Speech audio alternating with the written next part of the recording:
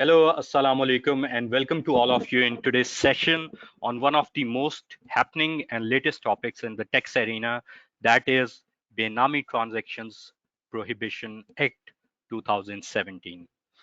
First of all,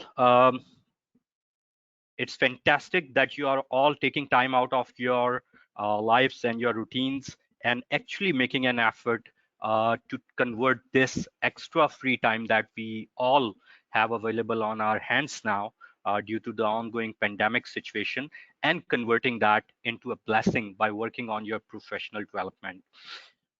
I would also like to appreciate ACCA's role in actually organizing these sessions and ensuring that our members uh, not only have the facility and this ability to develop themselves professionally, but also actually realizing the need to first focus on the local laws and taxation. However, the journey would not just stop here, but we'll be covering, in addition to several topics covering the taxation CPDs, other areas, including softer skills as well. So with that, let's start today's session. First things first, Bismillahirrahmanirrahim. Rabbi shrah li sadri wa yassir li amri wa ahlul uqdatam min lisani yafqahu qawli. O Allah, open my heart and ease my task for me, and remove the impediments from my speech so that they may understand what I say. Amen.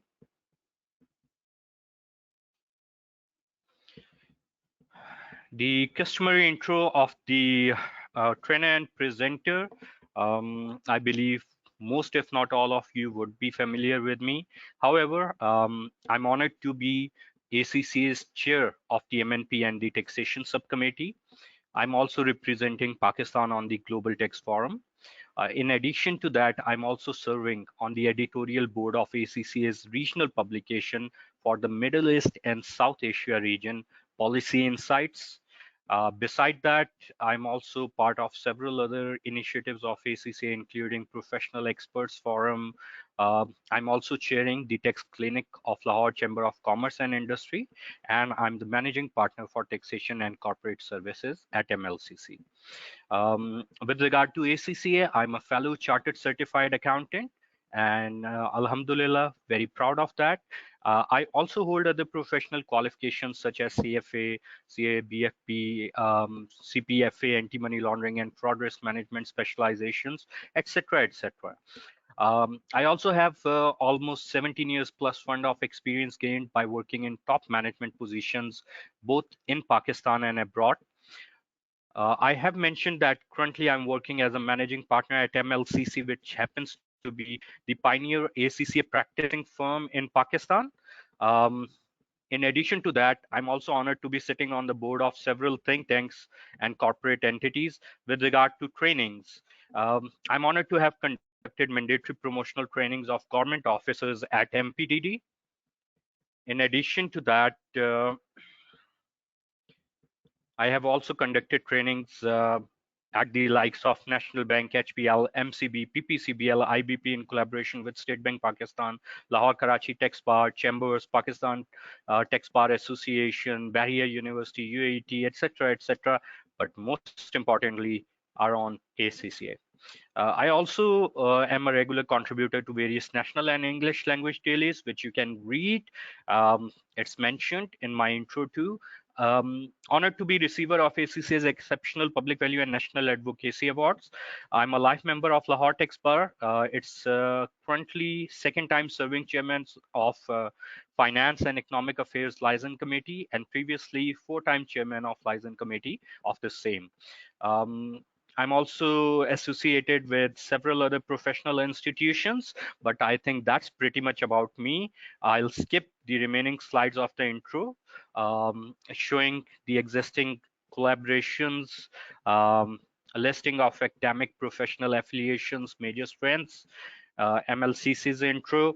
However, you guys will have a copy of this presentation, and I do encourage you as a motivation to go through this link of the published profile on MLCC by ACCA and see that being an ACCA member, not only can you venture into practice, but actually make a big name out of for yourself.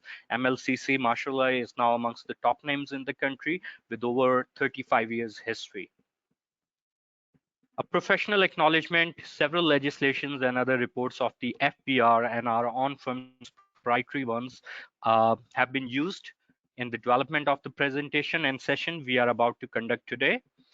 Due to the limited time and the extensive nature of the topic, we have to prioritize, and while we have actually strived to cover the maximum possible content within the available time, naturally the content coverage had to be prioritized and managed in order to allow us to suit the requirements and constraints of today's session. So let's begin. Benami Transactions Prohibitions Act. It was actually published in the Gazette of the Government of Pakistan on 17th February 2017. However, it wasn't until the rules were promulgated last year that this practically became effective. The name of the act, as is common sense by now, is the Benami Transactions Prohibitions Act.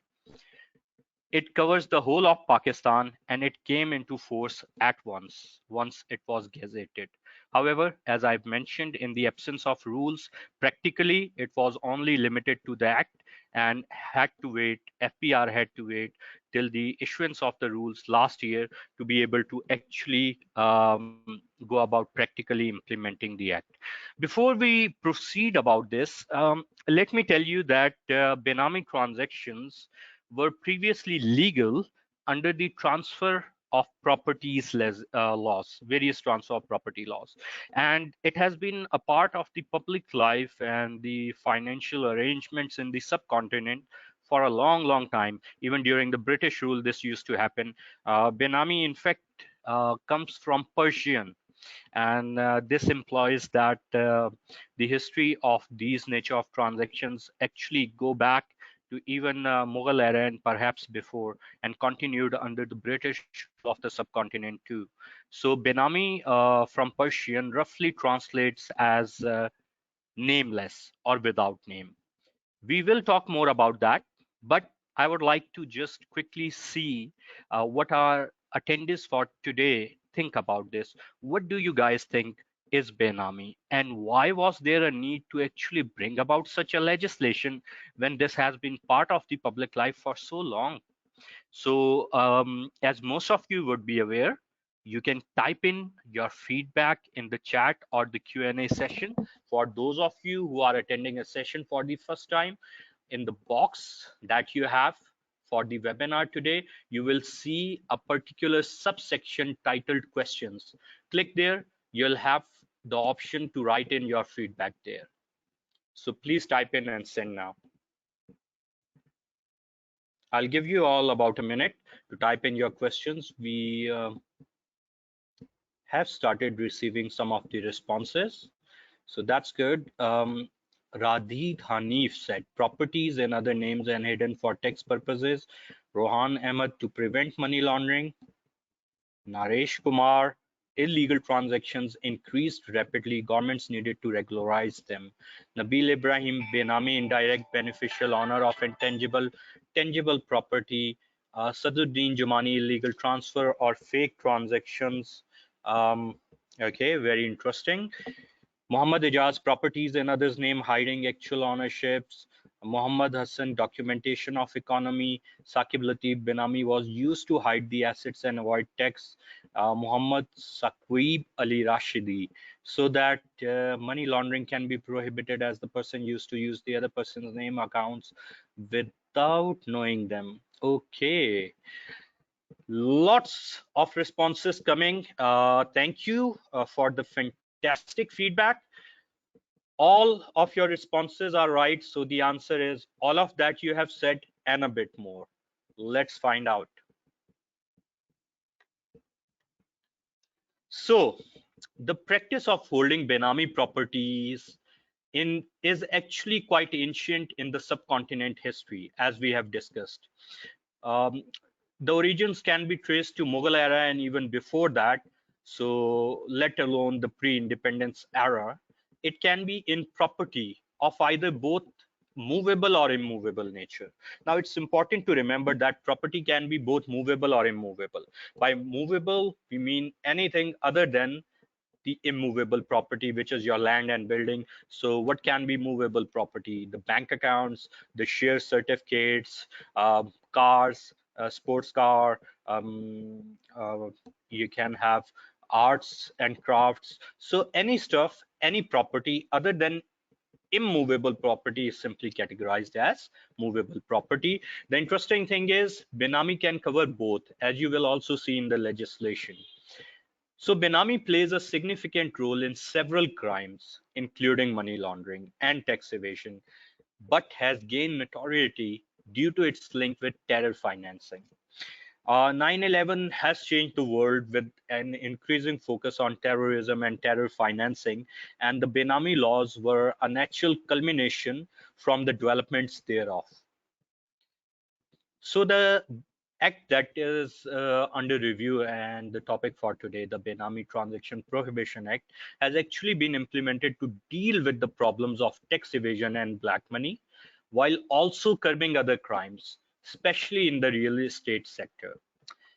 The aim of this act is to ensure that the ultimate beneficial owners and the persons who abet or induce any person to undertake Benami transactions suffer rigorous punishments, and tax authorities can actually seize Benami property, including the proceeds from such a property, and to prosecute those indulging in such activities and to bring accounted for, unaccounted for, and black monies back into the system.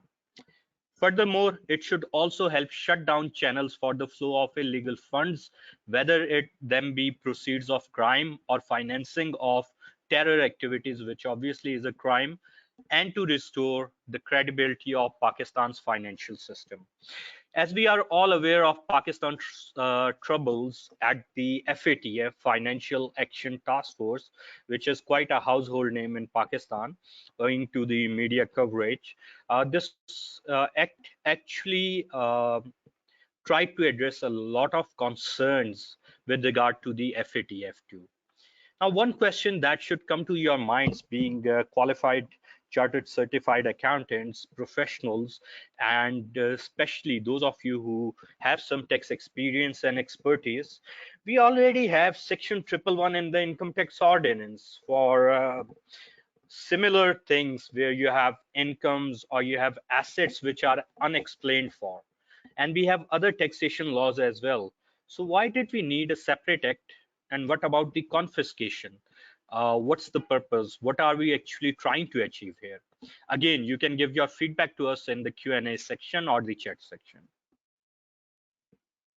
Again, I'll give you guys about a minute roughly. So please start typing your responses now.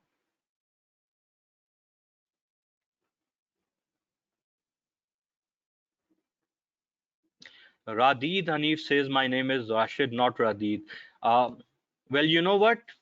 Interestingly, your name is appearing as Radid, Radhid.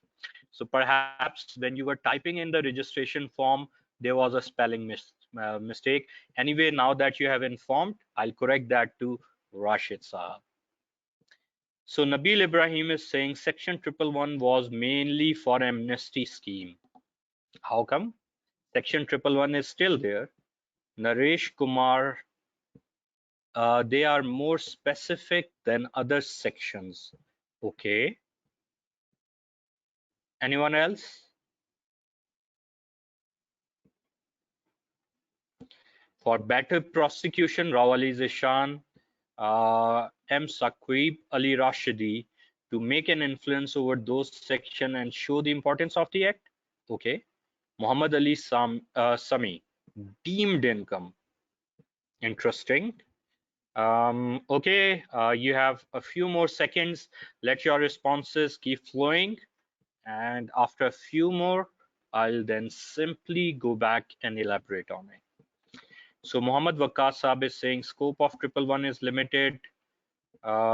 Saqib Ali Rashidi is saying you and my name is silent. Okay, so you are doing like those celebrities who change the name spellings to make them appear different than the usual, and so that people do remember their names, right? Now, I'm just saying that on a lighter note.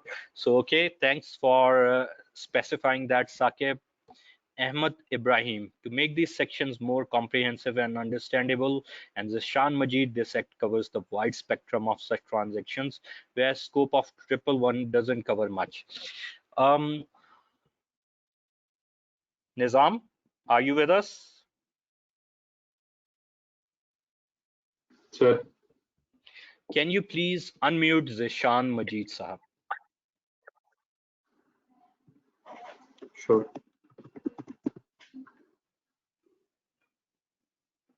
Zishan, you need to unmute yourself and you will be able to speak. Assalamu alaikum, Zishan. How are you? Hello, sir. Assalamu alaikum. Wa Hello. alaikum assalam. How are you? Sir, I'm fine. Thank you. How are you, sir? I'm very well, thank you. So, Zishan, you said this act covers the wide spectrum of transactions, whereas scope of triple one doesn't cover much. But don't you have actually the purview to cover all the unexplained income and assets there? Yes, sir. That section actually covers what you have not explained to the FBR, that where you have spent your money. But this act actually deals with if you buy something with someone else's name, and it's like you are trying to you are trying to place a layering. Uh, Mhm. like if you are going to buy some property with the name of your employee or your relatives, but under the table. But the triple one covers with the what you can call what you have not explained in your income. Thank you very much, Zishan. Well done. You can Thank mute them again now, Nizam. Thank you. A very good feedback by Zishan, and thank you everyone who gave their feedback. So let's find out whether Zishan was right and whether everyone else who was giving us their feedback was right. So the question that I asked you why we need to have a separate legislation was certainly to widen the scope. Previously, as I have shared with you, under the various laws covering the transfer of properties, Benami was actually legal, and it's been happening for a long time. But increasingly, Benami was used for tax evasion, especially in a country like ours, which largely undocumented economy, black monies were being parked, and we all know that property sector was a major heaven. Unfortunately, despite being a very important segment of economy, it was used to park black monies. Anyway, with the growing issues at the FATF, the growing impetus on the anti-money laundering efforts throughout the country, and to strengthen the efforts to curb terror financing, the need was realized for a separate piece of legislation with much broader scope and much stringent penalties. Not only is the scope broader, but the penalties are stringent. As we'll be covering, you'd be able to see that in case a Benami transaction is proven, not only can the asset be confiscated, but there are possible prosecution with jail terms as well.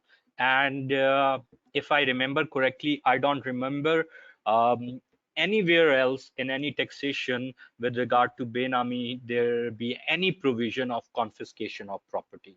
So that's the quick answer. Well done, Zishan and everyone else.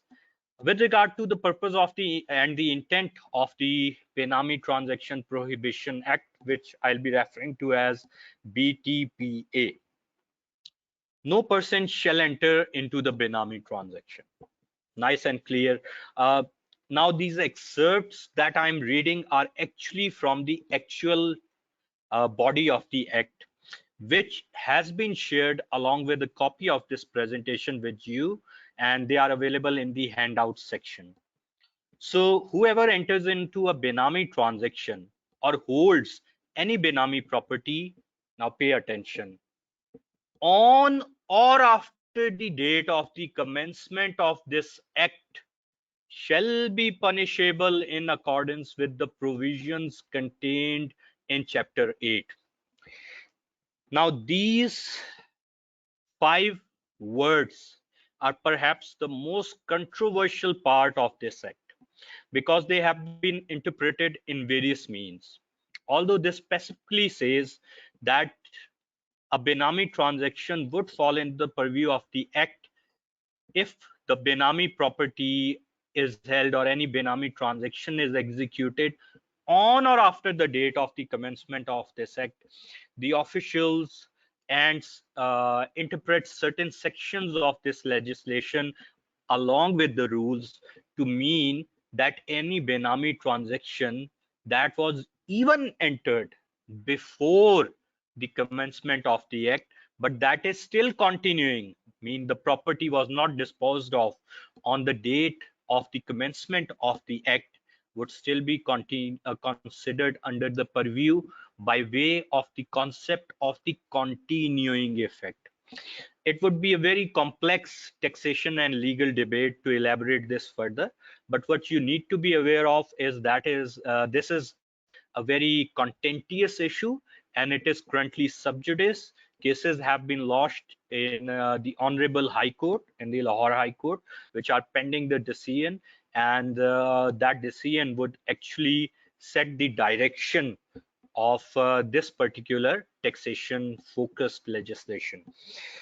Um, Generally speaking, the concept is this, that whenever a law is made specifically with regard to taxation, they normally have applicability henceforth. Henceforth mean from the date of the commencement and onwards. Um, while in certain areas the constitution does allow the parliament to pass laws with retrospective applicability, however, the basic rights vested in the constitution of our country, in the Islamic Republic of Pakistan, just like the constitution of many countries, actually protects the citizens from the adverse effects, especially in case of the taxation legislation. So it would be very unusual for the definition of our learned officials at FBR to actually take effect by way of the judgments of the honorable court. I believe that would not that the balance of convenience is not in their favor. Anyway, since the matter is sub judice, we shouldn't discuss this much further beyond this academic discussion and wait for the judgment to be released. Once the judgment is released, inshallah, I will strive to release that both as a commentary from ACCS taxation subcommittee and also put that on my social media channels and MLCC's website. Obviously, this is always free of charge and you guys can see that.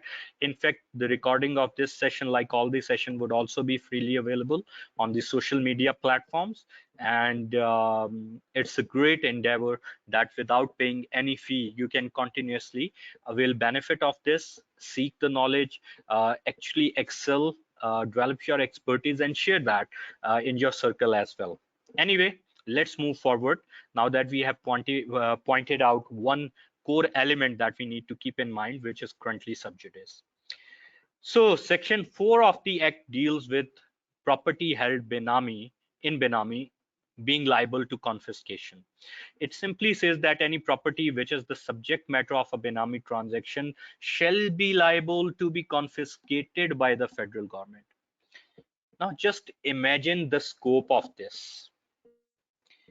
While you are imagining this, I think let's cover the definition so that you can better understand the immense coverage of the scope and the possible ramifications for everyone in Pakistan, not just the registered taxpayer, but every property holder.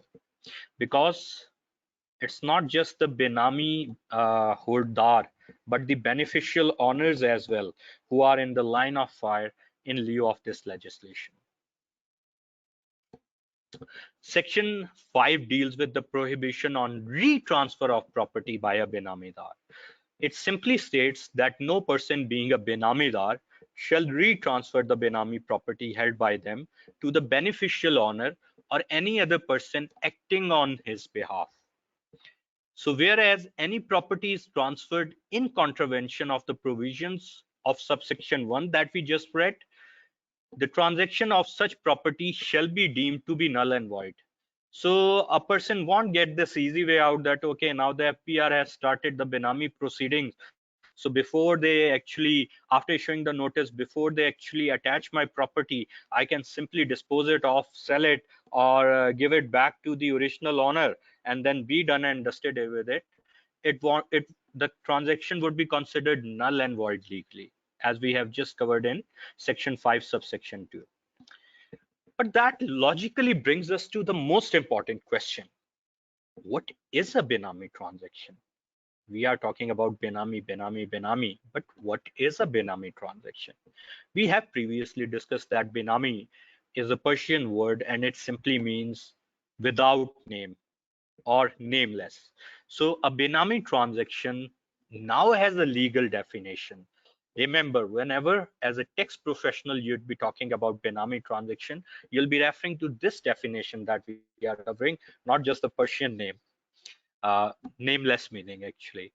So what is a Benami transaction? A Benami transaction means a transaction or arrangement. Now pay attention. Where a property is transferred to or is held by a person, and the consideration of such property has been provided or paid by another person. Number one. Number two, and it's not or, and. So the first condition needs to be met, and the second condition that we are about to cover also needs to be met. The first condition is that the property is transferred to or is held by a person, and the consideration for that has been paid by another person. Nice and easy. Okay. The second condition is, and in addition to this, the property is held for the immediate or future benefit, be it direct or indirect, of the person who has provided the consideration, except. So before we read these exclusions as covered in except, remember this, that it's been pointed out that there has to be an immediate or future benefit. So the concept of beneficial owner comes into play. It is a term that a lot of people have heard in lieu of the Panama proceedings in Pakistan. However, you being qualified accountant are lucky that you are at a beneficial edge. You do understand the technical concept of beneficial ownership, and that is what's been referred to here, that the property is being held by one person while it's been paid for by the other person, and that person is the actual beneficial owner, either currently or for future. The exceptions to this are a person standing in a fiduciary capacity for the benefit of another person towards whom he stands in such capacity, for example, a trustee, executor, partner, director of a company, agent, legal advisor, or any other person that may be notified by the federal government. They'll be in a fiduciary role. So while they would be actually providing the consideration, managing the beneficial interest, but they are doing that in a fiduciary role, so they are given exclusion from within the ambit of this definition.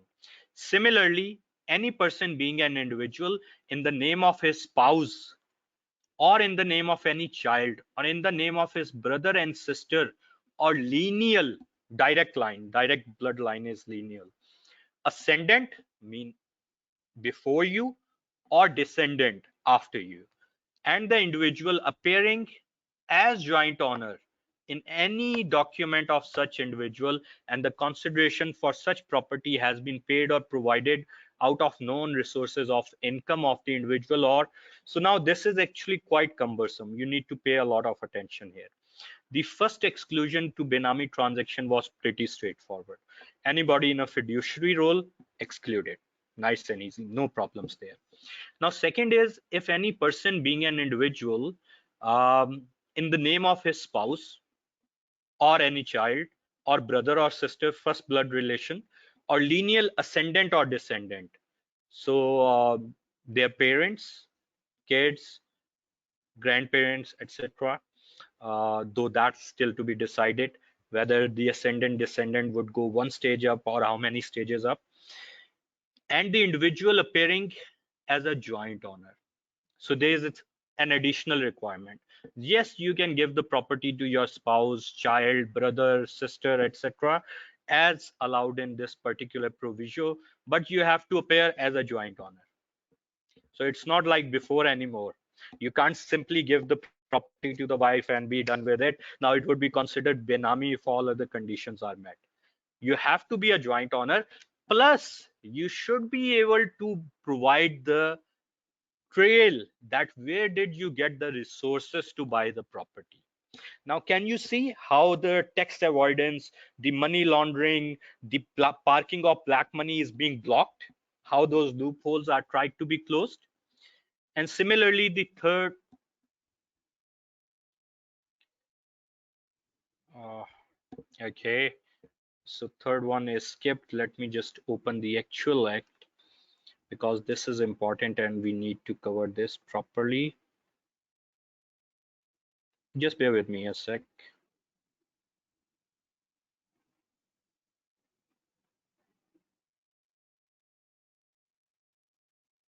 Okay, yeah, that's fine. So, a transaction or arrangement in respect of a property carried out or made in a fictitious name would be Benami. That's obviously, if the entire name is fictitious, there is no way out. It's absolutely illegal.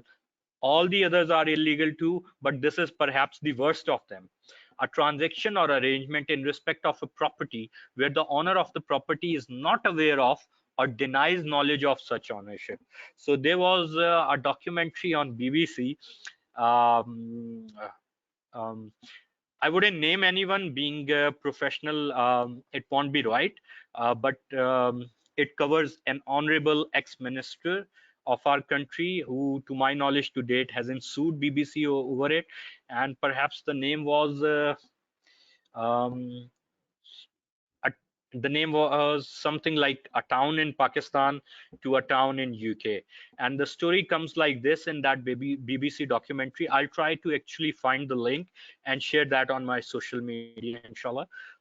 So the story comes like that. One of our honorable ex-ministers during his student days, he was a qualified chartered accountant, opened bank accounts for money laundering in the name of his landlords, and later on a lot of things happened. Eventually, when the bank caught up with the landlords, um, they were totally oblivious. They said, we don't know, we never opened any of these accounts or applied for any of these facilities.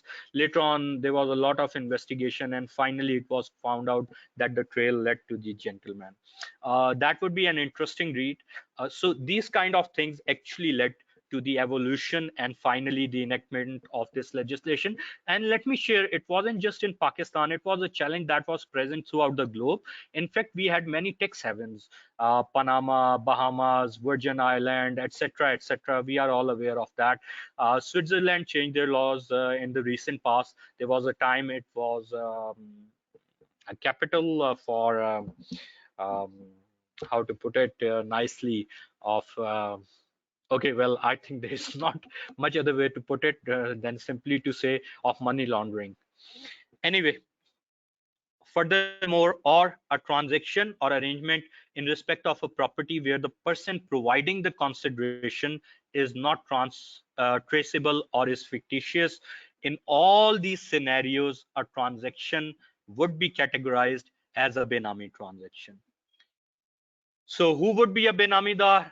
Common sense by now. A Benamidar would mean any person or a fictitious person, as the case may be, in whose name the Benami property is transferred or held, and includes a person who lends his name.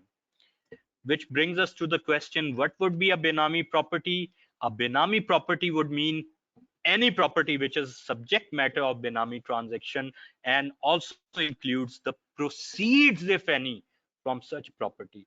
So it can't be that you dispose of a Benami property just in time and say, yeah, hooray, I saved myself.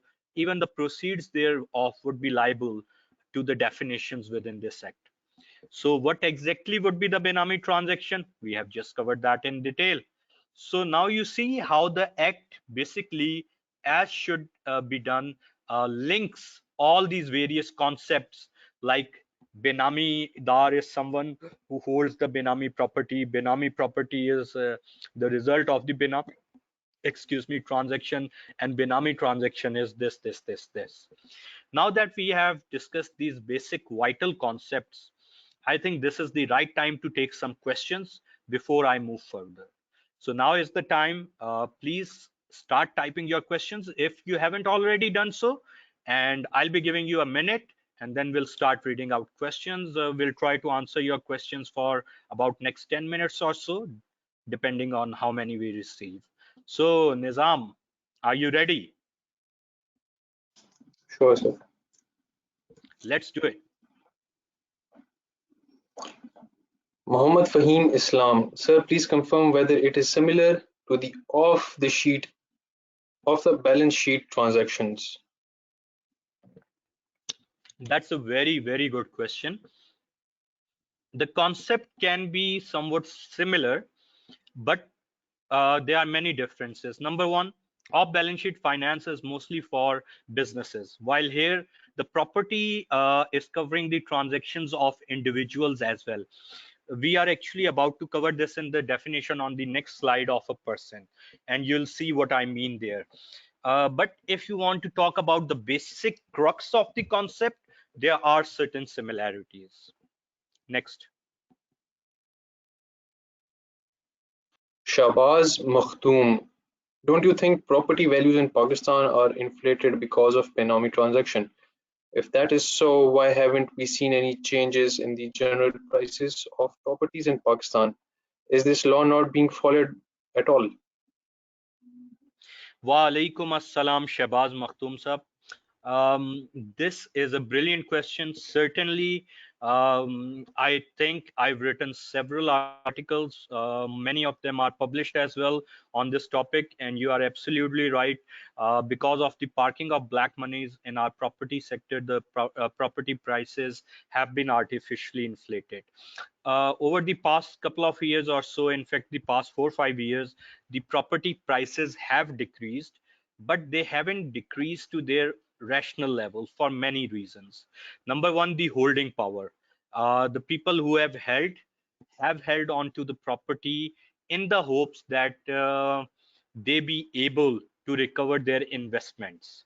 Number two, the nature of Pakistan's economy. Um, while some structural reforms have been done, more are still awaited. And as the government has now also opened up, announced in addition to opening of the construction sector, designating it as an industry and several incentives. Reason being, it's one of the growth industries in Pakistan. And while there is a need to curb the money laundering, it is also an important segment of the economy. So a balance need to be maintained, that while curbing the illegal activity, the sector not be completely destroyed. It's a very complicated topic, and there are many subtunes to it. Unfortunately, we don't have much time today, but just to briefly answer, yes, the prices have been inflated.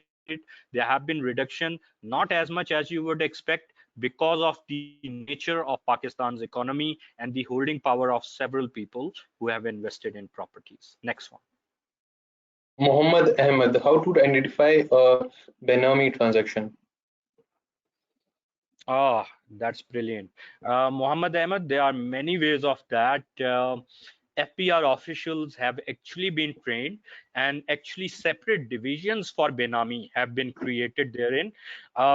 It's only that this coronavirus pandemic started. Otherwise, what they were planning to do, and after Panama they had gained a lot of skills in terms of forensic audits, etc., following the money trails, using different techniques, tools, some of them raw, some of them sophisticated, to actually identify a Benami transaction.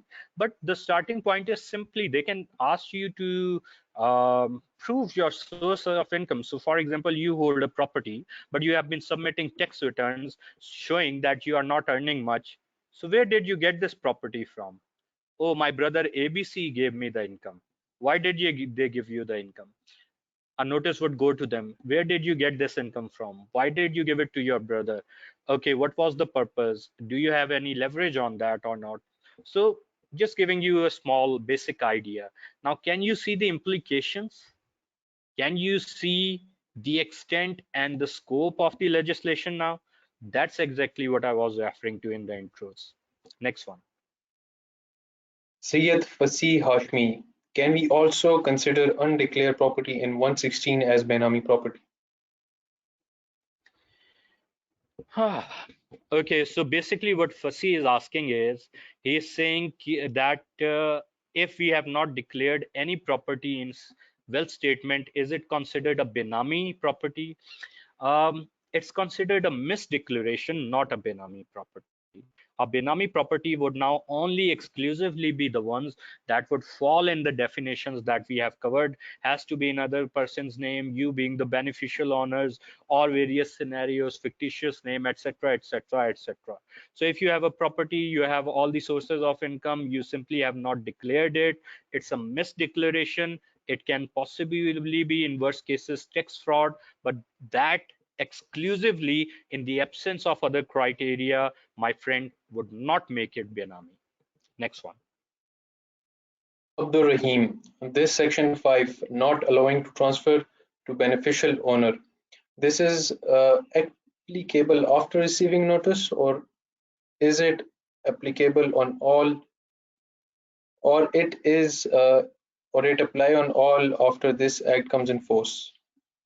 That's actually a good question, and that's why I copied the exact section so you can be crystal clear on this topic. As you can see here, that no person being Benamidar shall retransfer the Benami property held by him to the beneficial owner or any other person acting on his behalf, where any property is transferred in contravention of the provision of section 1, the transfer of such property shall be void.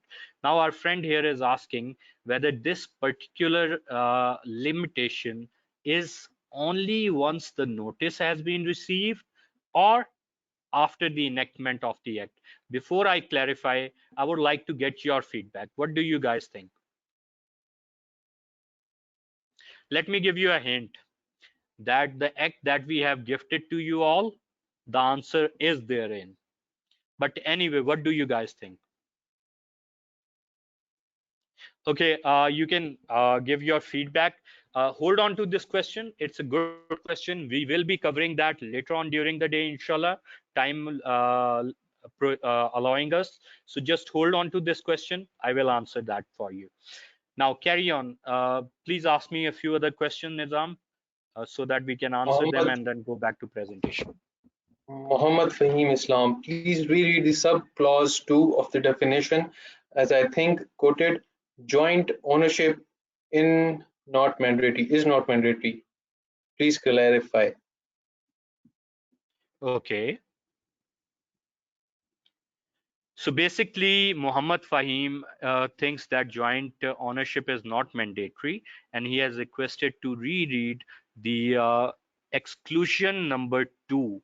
Okay, that's on your screen. It says, just look at the context. It's saying that all this is Benami except when the property is held by any person being an individual in the name of his spouse or in the name of any child or in the name of his brother and sister or lineal ascendant or descendant, and the individual, and look at the word Fahim, and it doesn't say or, and the person appearing as joint owner in any document of such individual.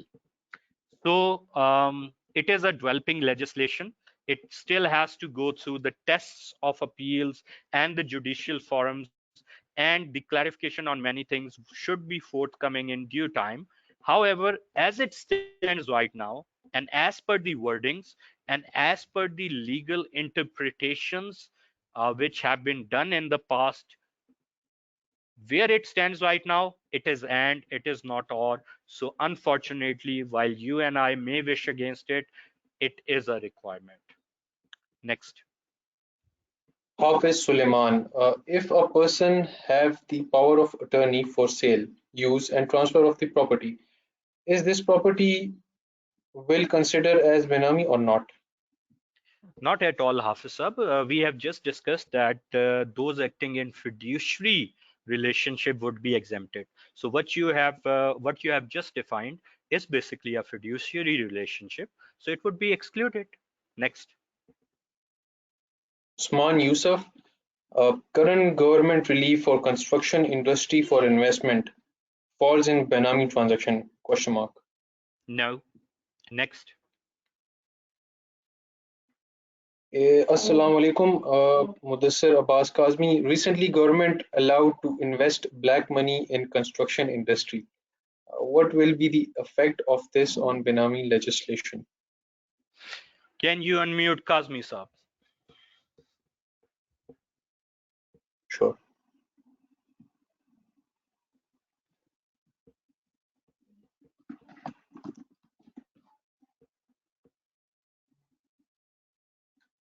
Mudassir, you may ask your question.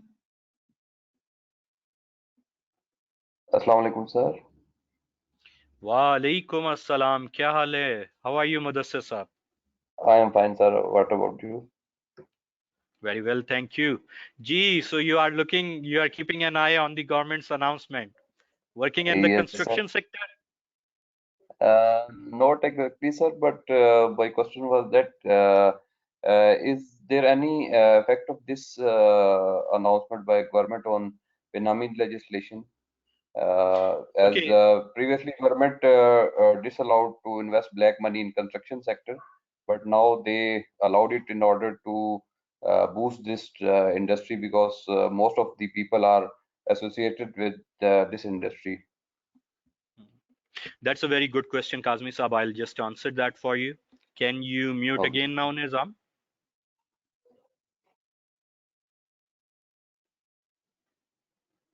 Okay, so Kazmi Saab asked a good question, though it's not directly linked to today's topic, but since it's a very in question and I think it would add value, I would briefly answer that, but after this, please try to ask questions that are relevant to today's session directly.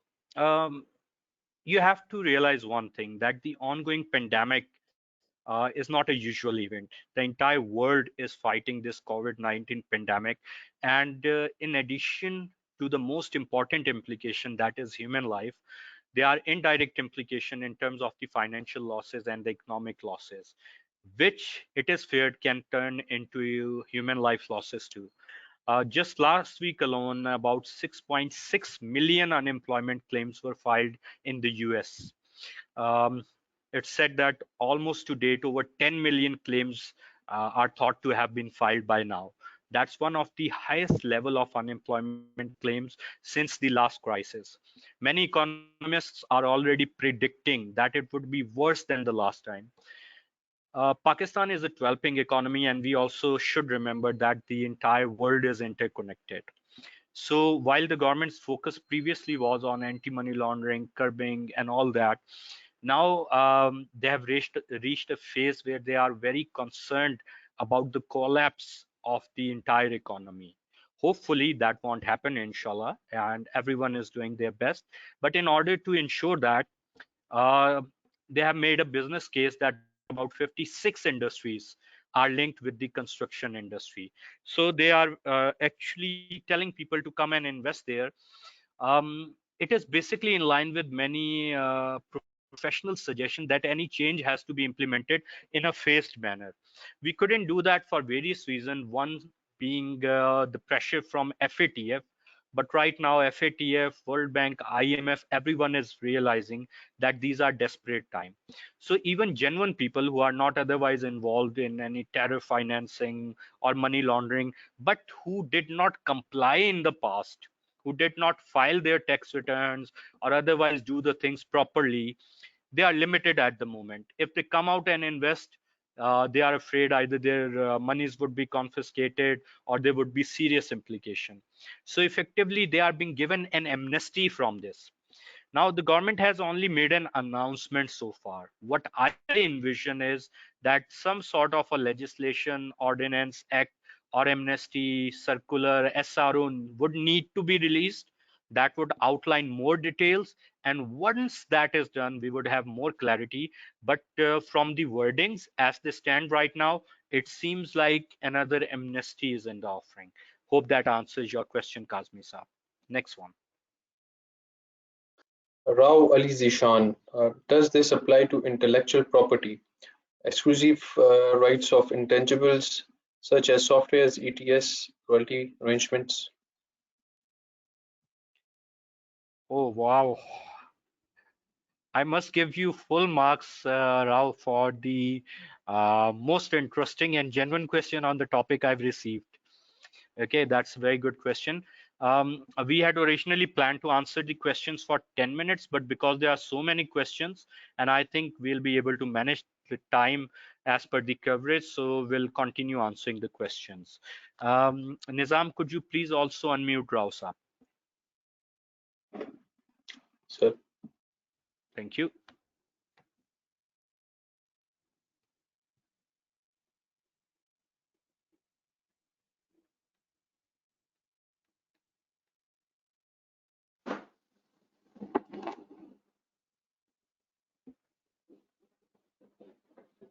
Rao, you may ask your question now. Can you hear me? Assalamu alaikum, loud and clear. Okay, okay. I'm fine, sir. I'm fine. How is the session going? Are you enjoying? Oh, really? It's really delightful. Great. Before I answer your question, how did you get your question? How did you think of it? Are you working in the IP sector? I used to work for an American multinational working in Pakistan, and we were involved in licensing the softwares and the bureau service arrangement from for the banks. And we always had to answer so many questions from State Bank about when the time came, and we had to remit their maintenance and everything else. So we came up with some ideas, creative ideas, to have other people involved or other entities involved, maybe not from US, from Middle East or some other places in the region, so we can route and channel these payments. And surprisingly, when this act came out, that came to my mind. I'm not going to use it for these things, as you can understand that I don't no longer work for that.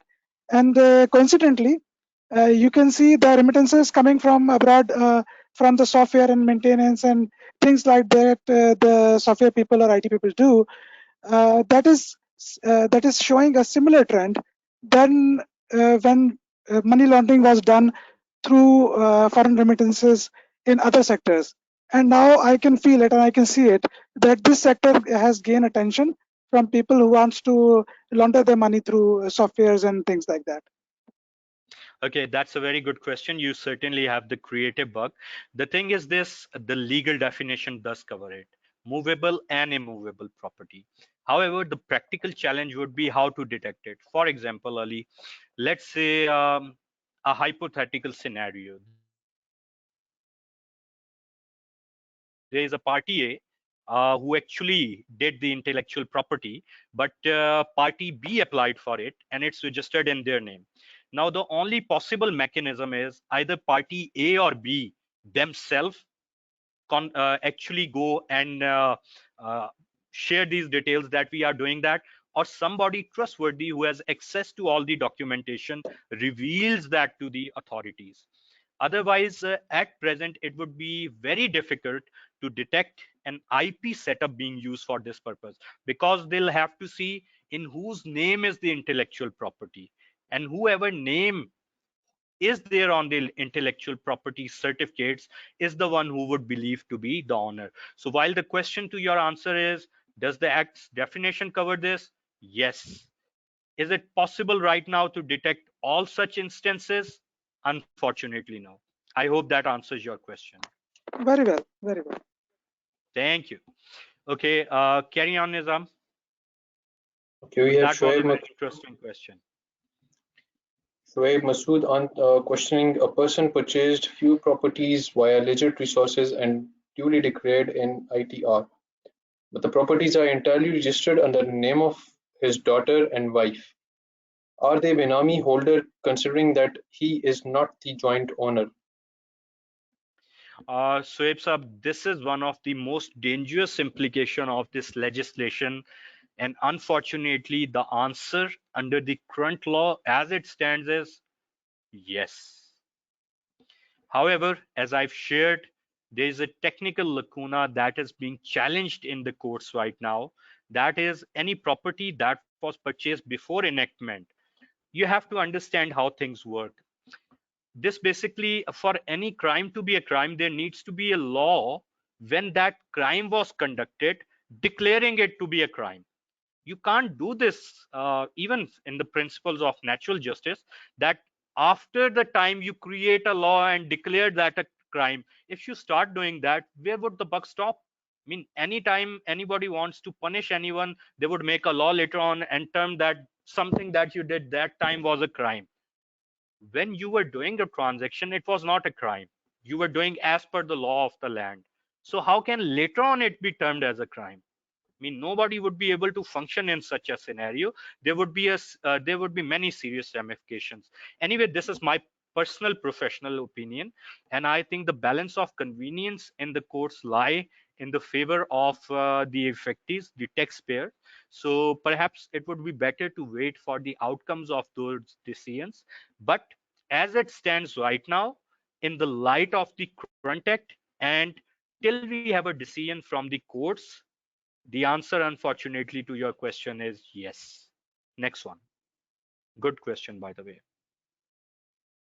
Basil Aziz, if a wife of a person buys property from the dowry she gets at the time of marriage, while the lady is not a buyer, would the property still be considered as Benami property? Okay, Faisal, there are two answers to it. One is total bookish and one is practical. The total bookish is that as per the law, the dowry is illegal. So how can you declare that you have purchased something from illegal act? It's like saying that a smuggler says, I had this much proceeds of smuggling. Can I buy a property? Well, the source act is illegal, so the proceeds are illegal thereof. Make sense? However, in practice, what happens, people don't show that as dowry. Parents show it as a gift to their daughters. So a gift is legal, a dowry is not. So if it's a gift, then there is a legal source. So if a person has the gift and after marriage, that person, despite not being a filer, buys some property, that would not be a Benami property because they have the trail of the money and the property is in their own name and they are the beneficial owner. However, because they are not filing the return, it's a misdeclaration. They should get registered and file their tax return and it should be fine. Hope that answers the question. Next one.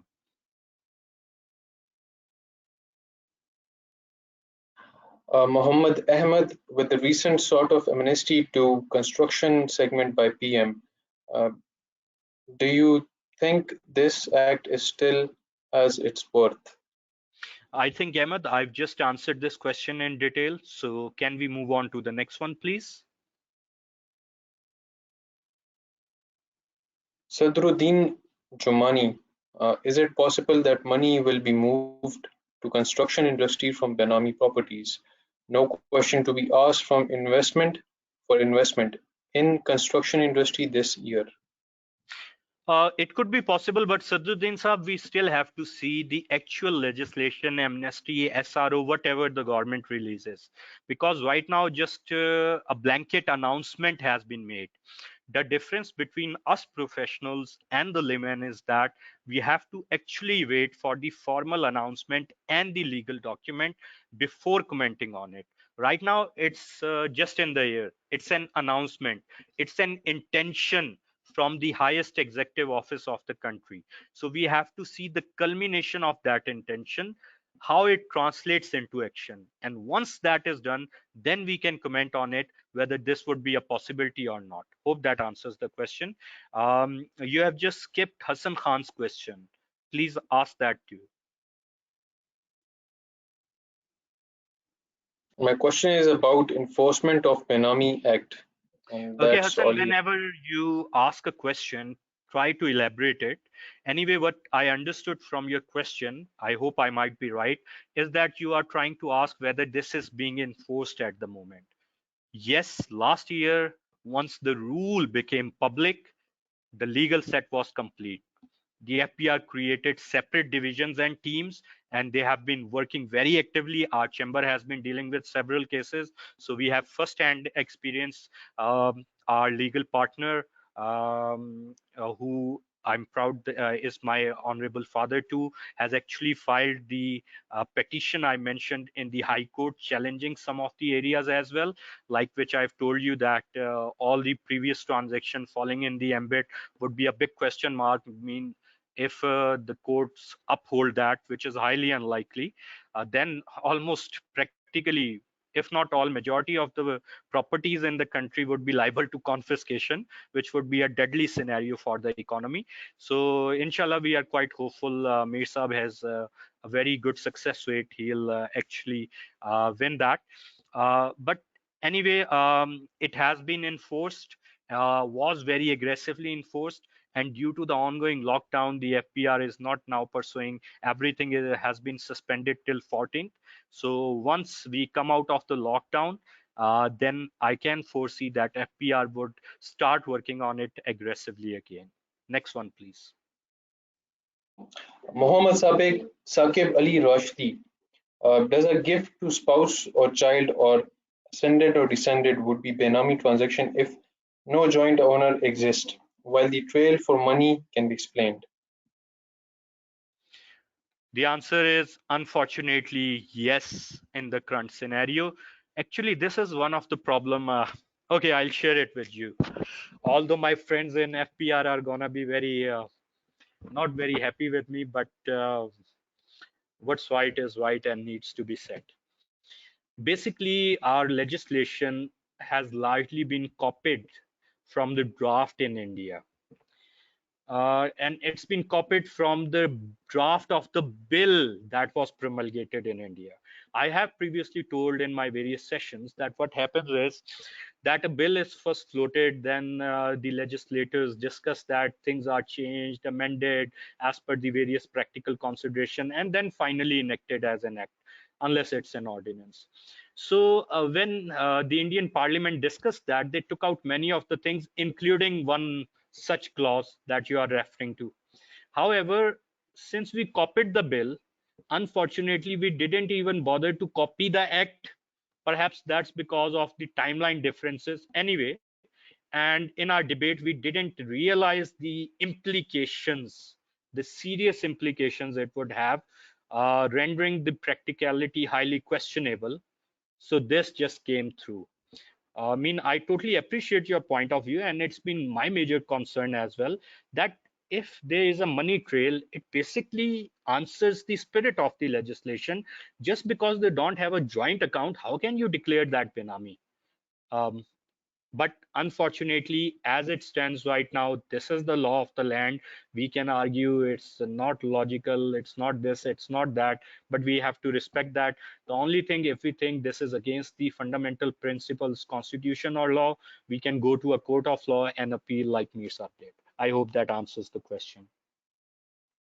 Waqas Ahmed, what is your opinion regarding recent announcement by PM Imran Khan that there will not be any investigation regarding the source of income/funds who will invest in property development by December 2020? Don't you think it will encourage people to legalize their black money?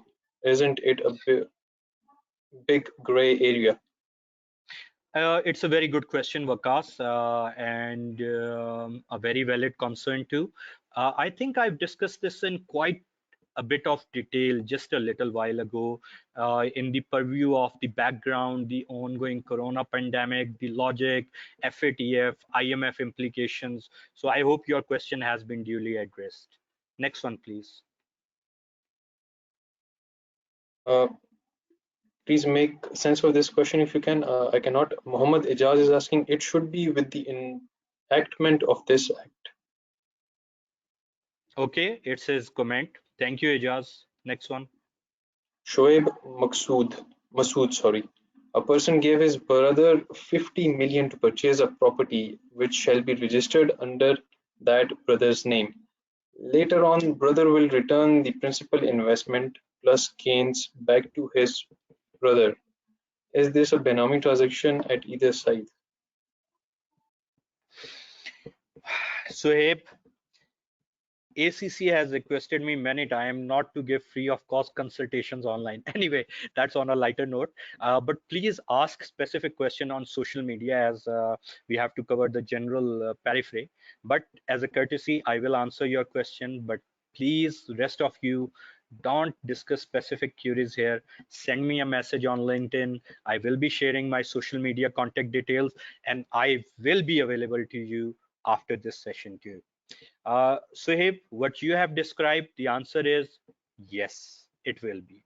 However, if that's changed a bit, so for example, if the brothers have a proper legal loan agreement and the brother who gave the principal does not have any kind of interest or hold up on his brother's um, property, then it can go out of its purview.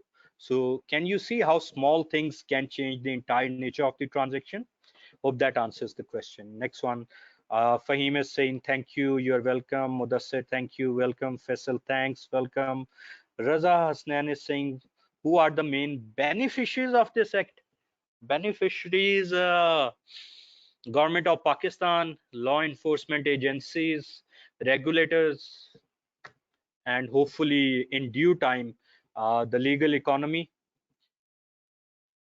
Radid Hanif, who is actually Rashid Hanif. Dowry is illegal in Pakistan's tax laws. Why still it's very common? Rashid, that's a good question. Perhaps it's to do with the cultural thing and the enforcement at the administrative level.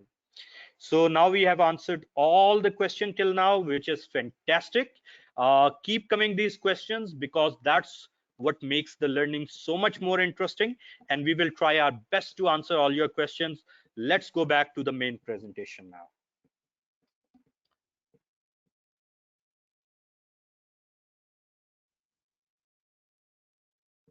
So this brings us to the definition of a person.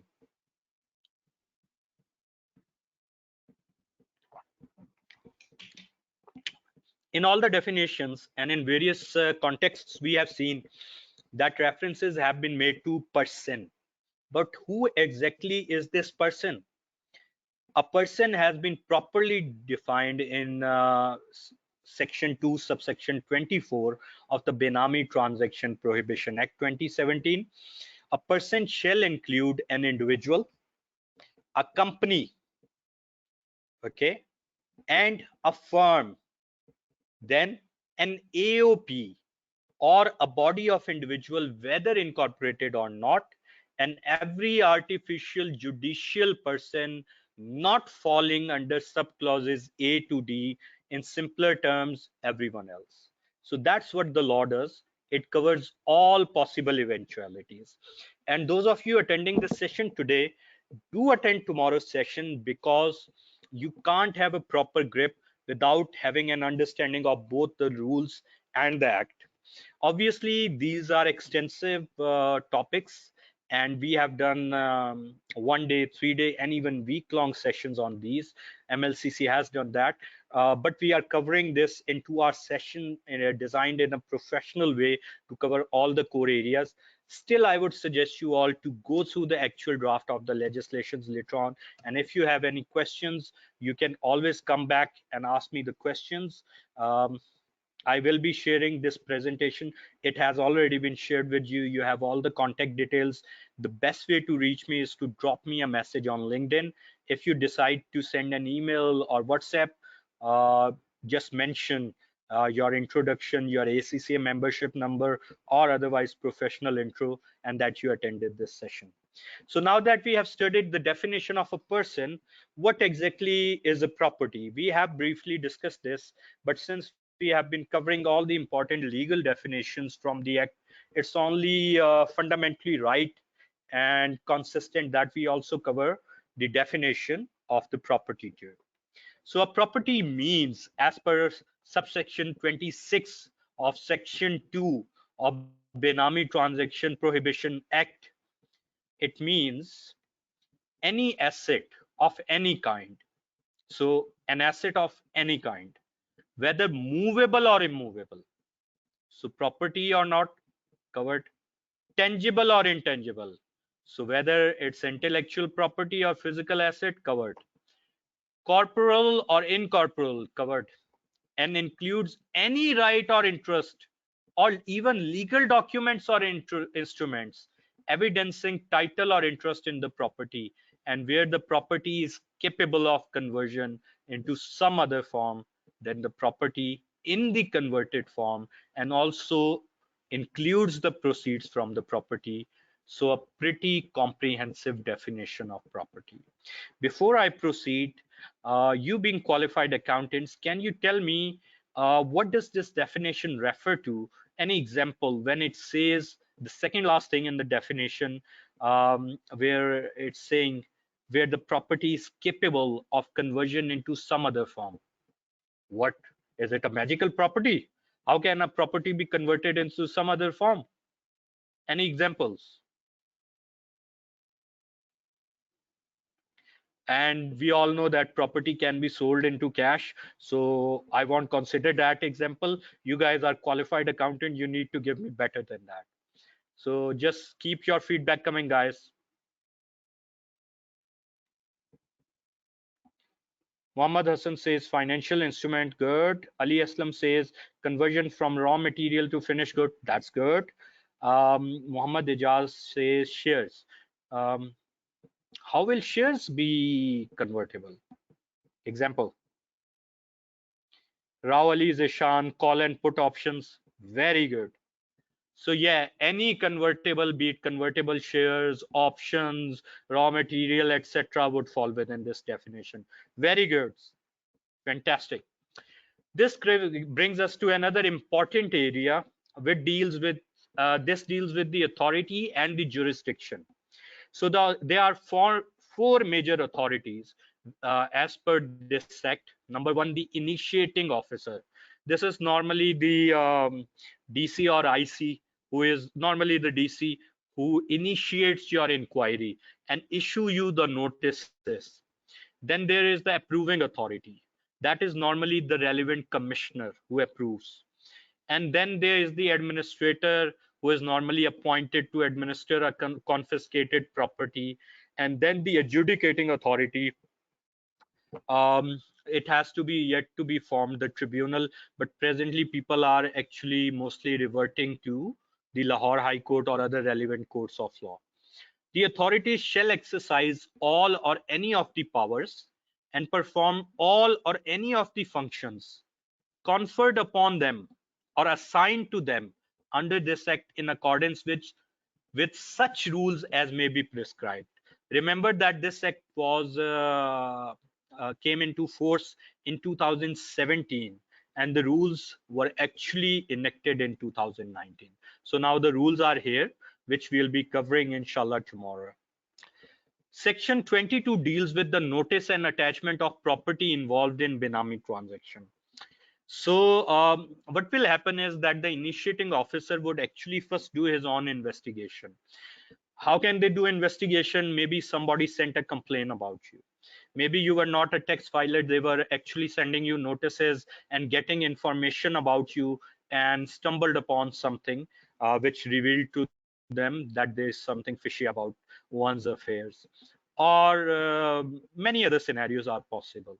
So the initiating officer, normally the DC, on the basis of the material in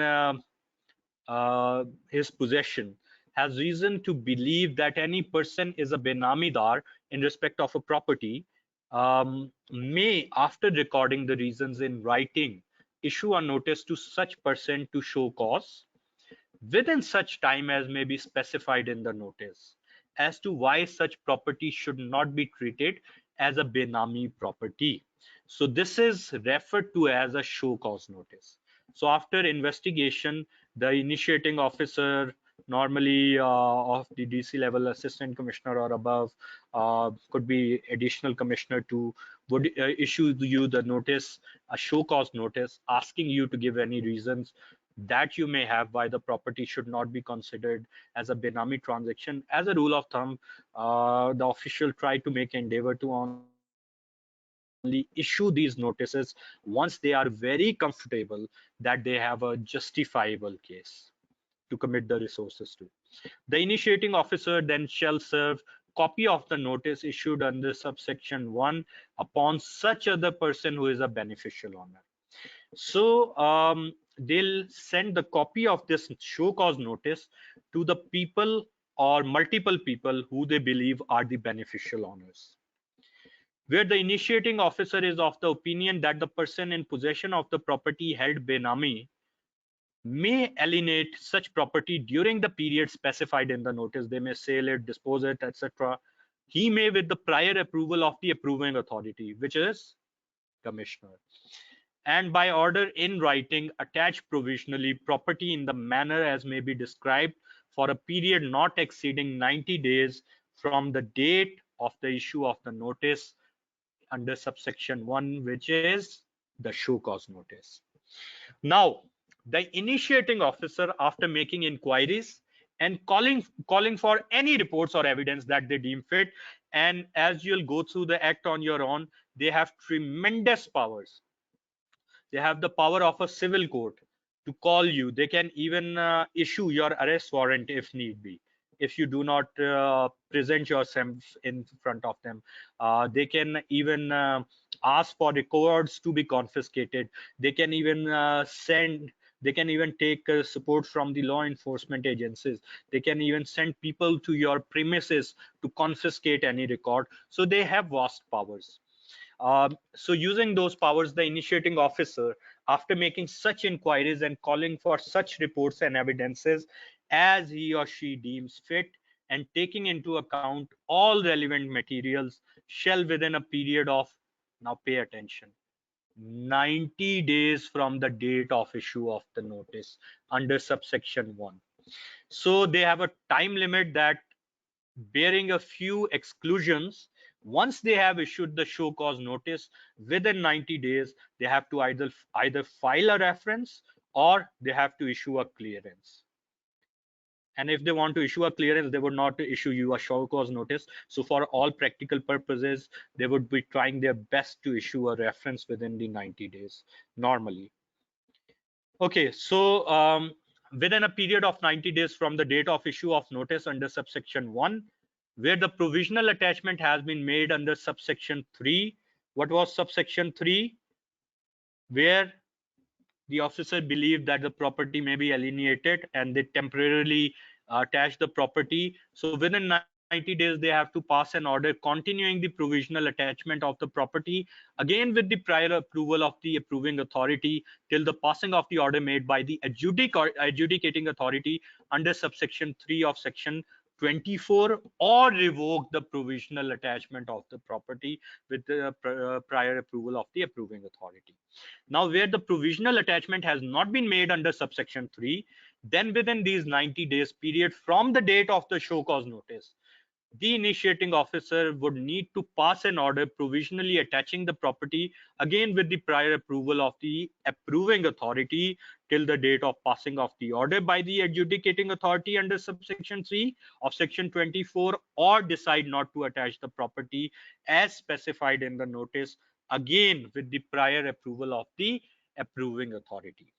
Whereas the initiating officer, where the initiating officer actually passes an order continuing the provisional attachment of the property under subclause 1 of clause A of section 4, or passes an order provisionally attaching the property under subclause clause 1 of clause B of that subsection, he shall, within further 60 days from the date of the attachment, draw up a statement of the case and refer it to the adjudicating authority.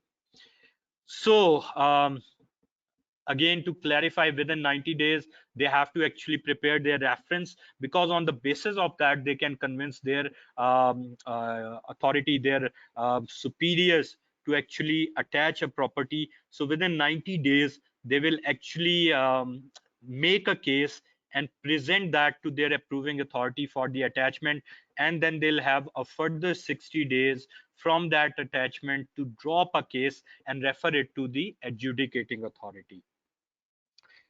While the tribunals, as part of the appellate tribunal, the adjudication have not been made, the chief commissioners, the other relevant forum to decide, even the commissioner's office, whether a case actually falls within the purview of the Benami, and whether the investigations of the investigating officer, the initiating officer, IO, it's quite interesting how the concept of IO from the police has arrived here. The investigating officer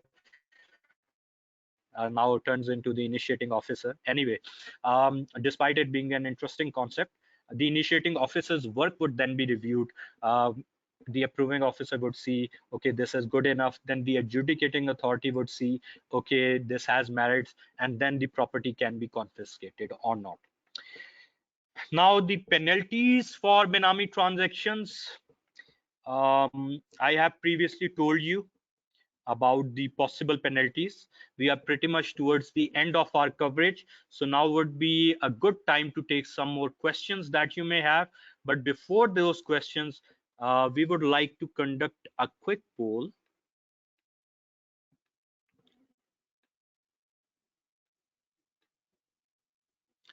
Nizam? Sir. I'm not getting the option to create a poll. So could you create a poll for me? The poll should ask our attendees whether they think that this act would prove good for the documentation and otherwise the economy of Pakistan. There should be simply two options, yes or no. Sorry, I lost you in the mid. Can you come again with the question, please? Sorry, sir. No problem. I'm sending you the question in the chat message. Thank you. Okay.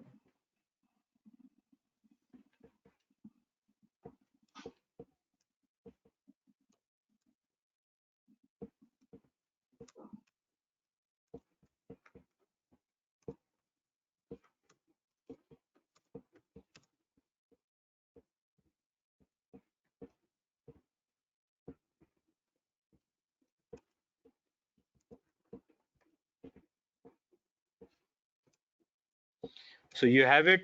Please create a poll of the same.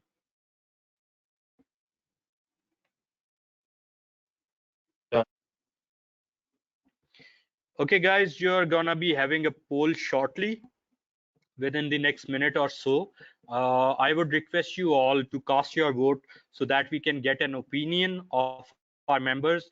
We would also include that within our budget proposals and our feedback to the government on the basis of the continuous engagements that we do with the various regulators with regards to the taxation.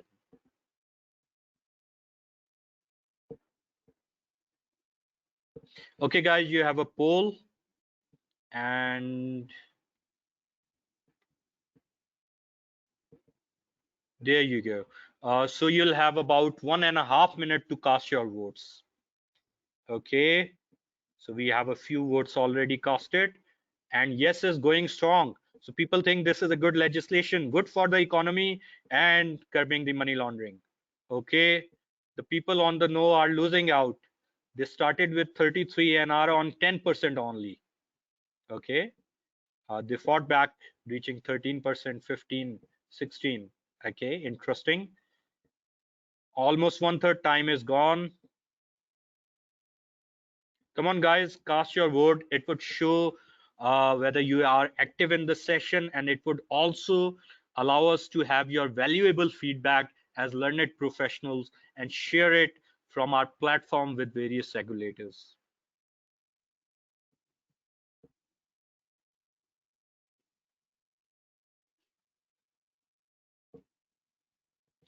Okay, last 30 seconds.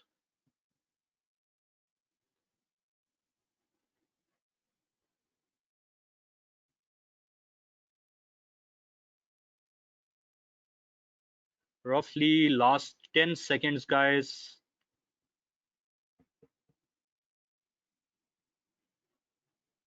Five seconds. And I think we already have the poll result. So I'll be ending the poll now. Okay, so a very good percentage voted. That's good. And 88, the poll asked you all, will the BTPA, Benami Transaction Prohibition Act 2017, obviously in your opinion, be good for Pakistan's economy and curbing of the money laundering? 88% said yes, and only 14% differed from their opinion. Okay, that's good. So guys, let's take a quick 10-15 minute Q&A break. Nizam, could you please continue with the questions? Sure. Rashid Hanif, transactions like properties given through a deceased person's will to his or her son and daughters and others treat as Benami transaction. No, they won't be, because that person wouldn't be alive to hold any beneficial interest. And let me make one announcement. When I say tomorrow, that means the next working day or the next scheduled event. So the session on the Benami transaction rules is actually on day after tomorrow, Wednesday, same time. You all have the relevant emails. If you don't have the emails, give me a shout out on the social media and we'll get the link sent out to you. Thank you, Nizam. Carry on. Okay. Properties acquired through illegal means, such as by force or by fake documents or signatures, will also be considered as Benami. Ali Aslam. Okay, very interesting question. That's specifically being mentioned. It won't just be Benami. It would be worse. It won't be Benami, because otherwise government would be able to confiscate that. It would be illegal. That would be a civil suit. And there would be criminal implication as well because of the fraudulent activity and the possibilities. Hope that answers the question. Next one. With respect to poll question, Shabaz Makhtoom is asking, I would like to raise the point on relevant forum that unless there is a prosecution against Benami transaction, nothing will change. There are prosecutions. Some prosecutions were to be filed before this pandemic happened. And as I've shared in detail, FBR has created separate divisions with what they believe are some of their best officers, and they are working very aggressively on this. So there would actually be a lot of follow-up that you'll be saying, but we'll have to see the implication of the amnesty, how that would impact now, the possible oncoming amnesty. Next one, please. We have Komal Ali asking, does property also mean cash and price bonds? Price bonds are not registered on name, but are transferred to person. Movable, immovable, all the types of properties are covered. We just saw that in the definition. So if you have price bond, you have until now, I think end of April, it was extended to end of April to actually register them against your name, or otherwise simply dispose them off. Yes, previously the price bond used to be used as a tool of money laundering, and that's why this initiative has been done, that henceforth they would not be bearer anymore. They would be registered against specific persons to curb this menace of money laundering. Next one.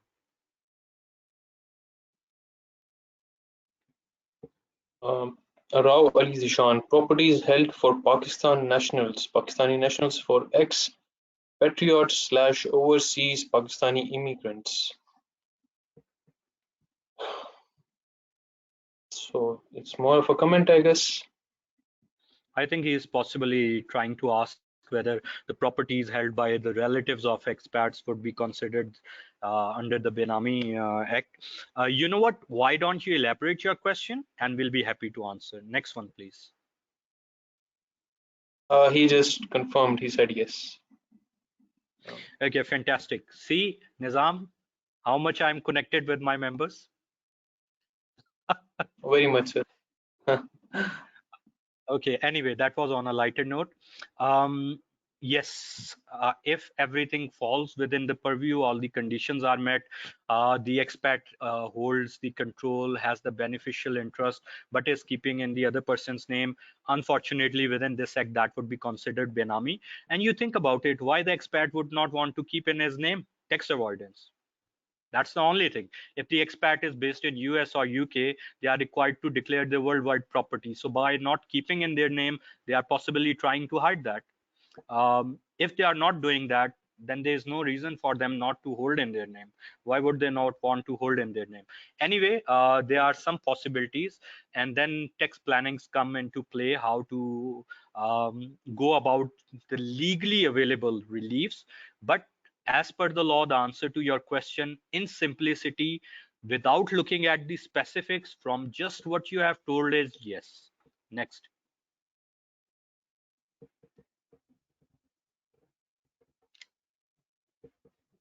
Shabazz Makhtoom asking, price bonds worth 40,000 only are available for registrations, right? What about price bonds with other denominations? It's going step by step. Eventually, the concept is all of them would be within the ambit. Next one. Okay, we have Ali Heather. Are all the price bonds required to be registered the person's in the person's name, or is it just a case with price bonds of value of 40,000?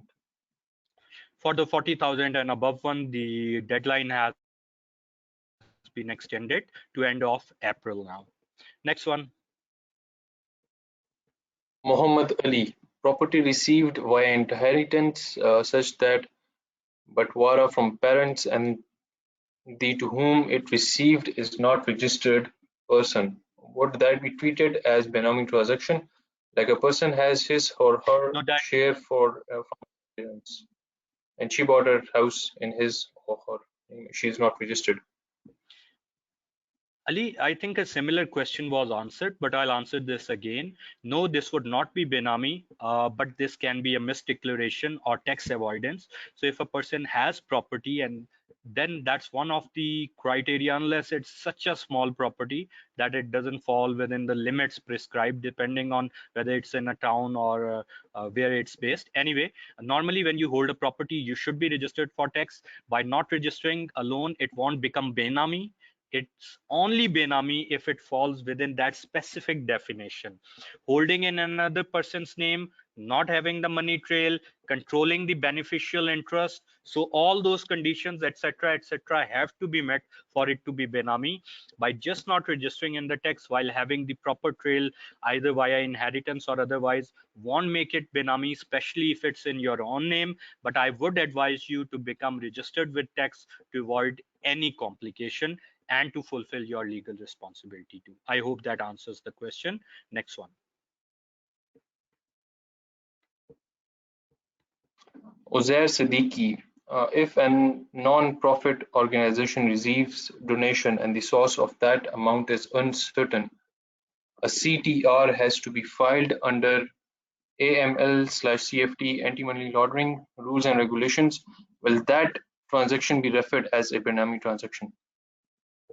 That's a very good question, Uzair. And from your question, it appears either you are working in the banking sector or teaching or something. Basically, what Uzair has mentioned is that with regard to the AML Act, Anti-Money Laundering Act of Pakistan, and AML Act 2010, and other state bank regulations, if NGO receives donation and source is uncertain, or it's not in line with the profile, suspicious transaction report STR is filed, or if there are currency limit implications, CTRs, or foreign currencies involved, CTR can also be filed. So he is asking whether these transactions would be Benami. No, these alone would not be Benami. They would be suspicious transaction. But based on these transactions, the FBR might investigate the source, the donator, and open up their affairs for possible Benamis that they may hold or in which they have a beneficial ownership. Hope that answers the question. A very good question. Next one. Akhlaq Ahmad, is it correct to treat all those bank accounts as Benami if biometric is not conducted? You can't just do that as Benami, if biometric is not conducted. You actually have to ensure whether the name of the account holder and the person actually controlling the account is different. So what would be a classic case of a Benami account? As we heard in some infamous cases in Sindh over television, that the drivers, gardeners, the um, small business owners, the push cart holders had accounts in their names with millions and tens of millions. So what was happening? Account was maintained in their name, but somebody else was controlling the account. So if you don't have biometric, the account would go into suspension and reported and maybe locked off and eventually closed if nothing happens. But based on that alone, you can't declare it Benami. You still would need to do investigation to ensure that it is actually a Benami account. Hope that answers the question. That would be all for now, sir. Why is Sarmat saying no problem? Did he ask a question? I have not seen one. I'm sorry. Can you unmute Sarmat? If he's the same Sarmat, he's one of our very active and long-standing members.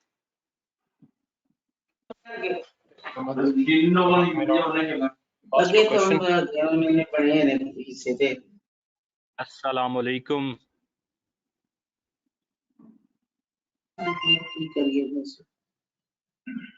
Sarmat, can you hear us? I think you can mute him. He is possibly in a conversation. Yes, sir.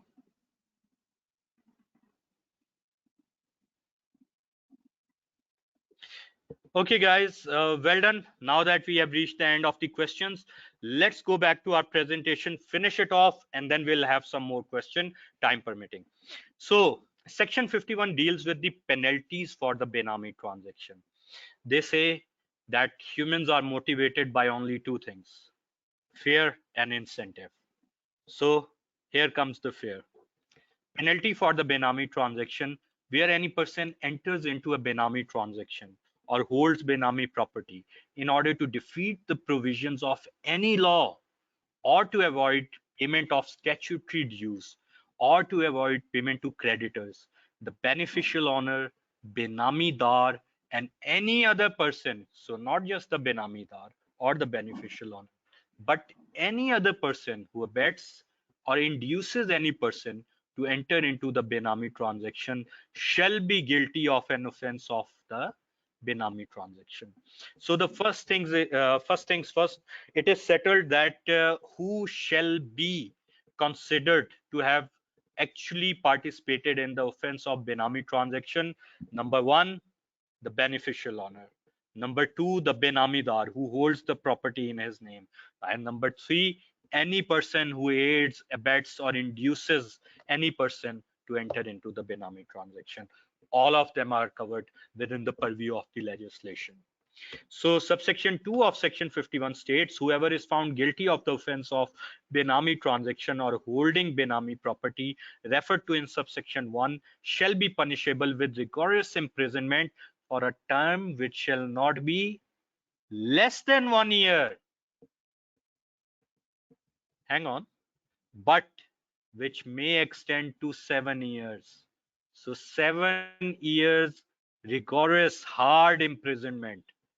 But it can be only up to a minimum most lexed of at least 1 year. But that's not enough, and shall also be liable to a fine which may extend to 25% of the fair market value of the property. So are you seeing what's happening? The property will be confiscated, fine of the 25% of not the purchase price, the fair market value, 25% of that, and then 7 years imprisonment, up to 7 years. All of that happening. That's how harsh it is. Section 52 deals with the penalty for false information. or lying with the relevant officers. Any person or any officer who is required to furnish information under this act knowingly gives false information to any authority or furnishes any false document in any proceeding under this act shall be punishable again with rigorous imprisonment for a term which shall not be less than 6 months but which may extend up to 5 years, and shall also be liable to a fine which may extend to 10% of the fair market value of the property. Now remember, we are not talking about the beneficial owner, Benamidar, or anyone who aided or abetted them. They are separate. We are talking about any person who was asked to cooperate with the investigation and they actually lied there or provided false information, and that is proven. Due to this offense of falsifying the information, they can be sent to the prison for up to 5 years and be liable to a fine of 10% of the fair market value of the property or properties under consideration. So that's again quite a harsh punishment that's been prescribed in order to deter people from falsifying the records. Section 53 deals with the falsifying the records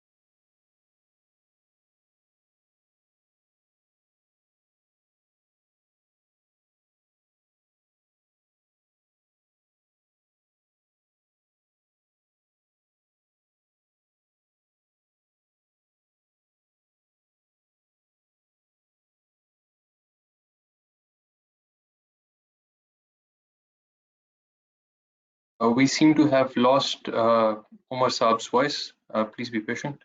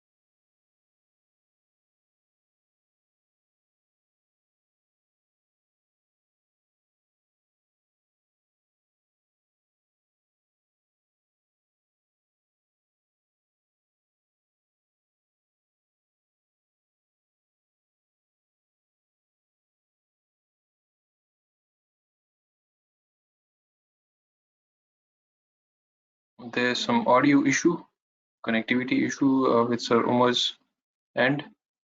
He'll be back shortly. Just talk to him. Please be patient.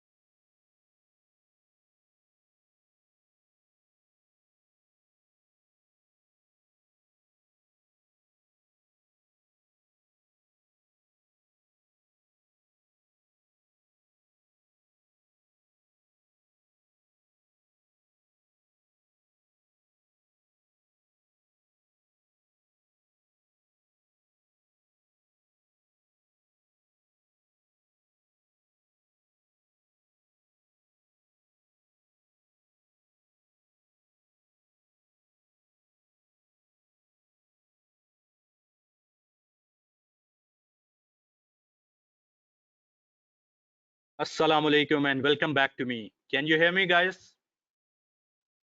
Loud and clear, sir. Great, fantastic. So I hope, Nizam, you kept our audiences engaged for the couple of minutes I went off. For sure, sir. Great. Okay, guys, served as a quick refreshment break. Actually, I think there was some issue with the net. Apologies for that, but that's exactly why you need to have multiple net connections, especially in this time when there's so much load on all these various networks. Anyway, continuing on, we were discussing about the last section of the day, which is about offenses by companies. Section 58 of the Benami Taxation Prohibition Act. Let me share my screen. Nizam, you need to change the organizer status so I can share my screen. Shortly, please wait. Okay.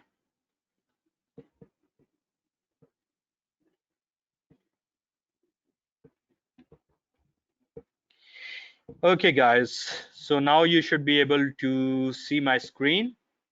Okay. Section 58 deals with the offenses by companies. Subsection 1 states that where a person committing contravention of any of the provision of this act or any of the rule, direction, or order made thereunder is a company. So far we have been dealing about and talking about individual, but that won't always be the case. We might actually end up with corporate entities being involved. So who would be liable? Who would be the benamidar, beneficial owner? Who would be prosecuted? Let's have a look. Every person who at the time the contravention was committed was in charge of and was responsible to the company for the conduct of the business of the company, as well as the company itself shall be deemed to be guilty of the contravention and shall be liable to be proceeded against and punished accordingly. So it's not just the company, it could be the CEO, the principal officer who happened to be in charge at the time the Benami transaction happened in case of a corporate entity. Subsection 2 states nothing contained in subsection 1 shall render any person liable to punishment if he proves that a contravention took place without his knowledge. So there is a legal remedy if they can prove that this happened without their knowledge and they couldn't possibly be expected to have that knowledge, they can go off the hook free, but they have to prove that.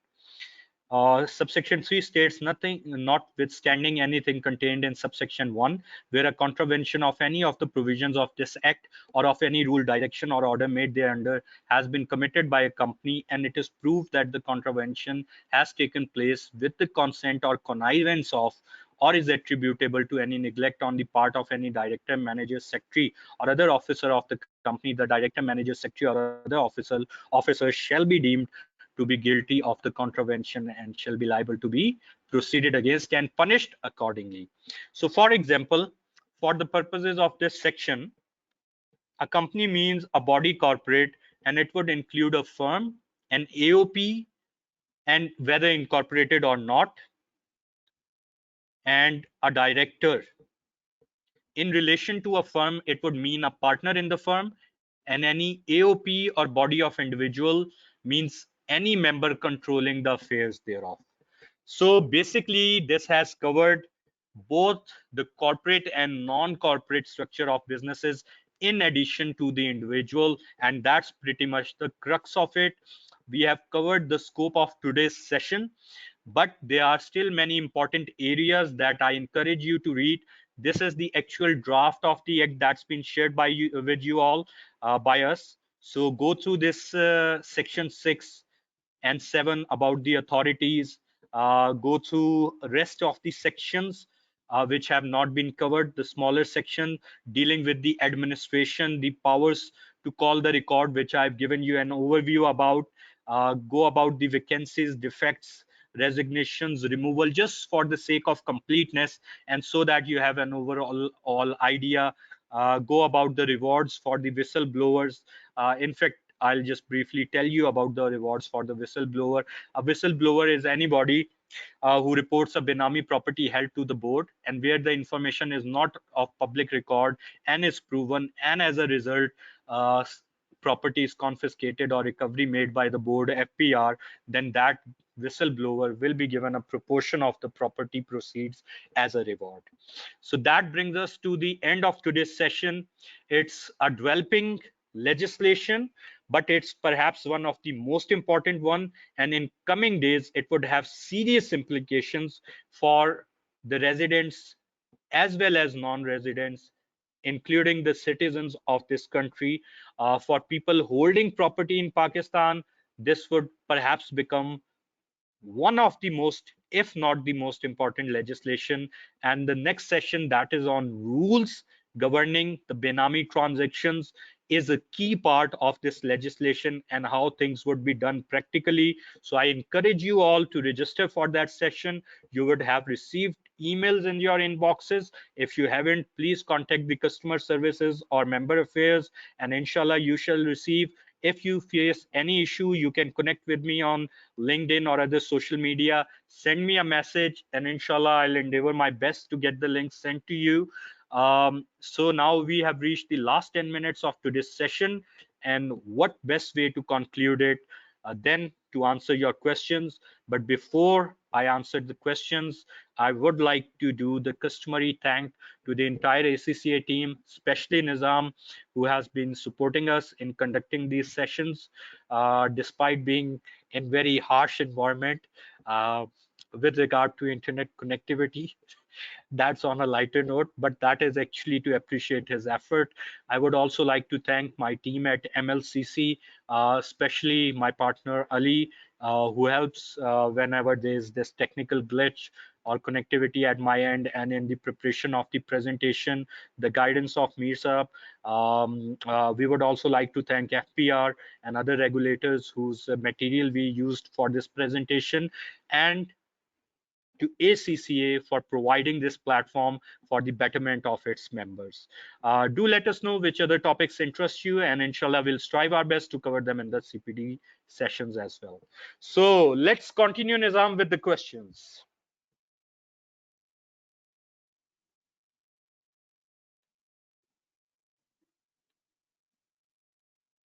So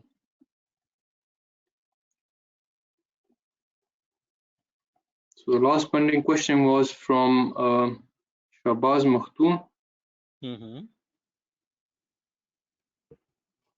Please refer section 51(2) of the Act. This punishment will be enforced after court trial or not? Basically, what will happen is, what you are asking is related to rules. We'll be covering that tomorrow, but let me give you a fair idea.